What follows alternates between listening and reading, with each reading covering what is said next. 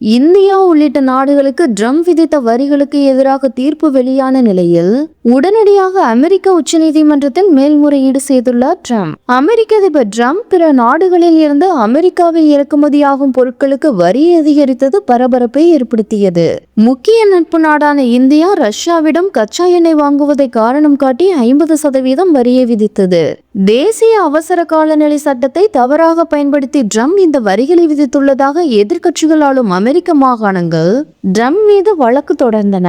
இந்த வழக்கில் ட்ரம்ப் விதித்த வரிகள் சட்டவிரோதமானவை என்றும் வரிகளை உடனடியாக நீக்க வேண்டும் என்றும் நீதிமன்றம் உத்தரவிட்டது. ஆனாலும் விடாமல் உச்சநீதிமன்றத்தை அணுகியுள்ளார் ட்ரம்ப். இந்தியாவிற்கு வேண்டுமென்றே வரியை அதிகரிக்கவில்லை என காரணம் சொல்லியுள்ளார். உக்ரைன் போரால் ஏற்பட்டுள்ள தேசிய அவசர நிலையை சமாளிக்கவே ரஷ்யாவிடம் எண்ணெய் வாங்கும் இந்தியாவை கட்டுப்படுத்த வரிகளை விதித்தோம் என்றும் தேசிய அவசர நிலை சட்டத்தை தான் சரியாகவே பயன்படுத்தியுள்ளதாகவும் அவர் முறையீடு செய்துள்ளார்.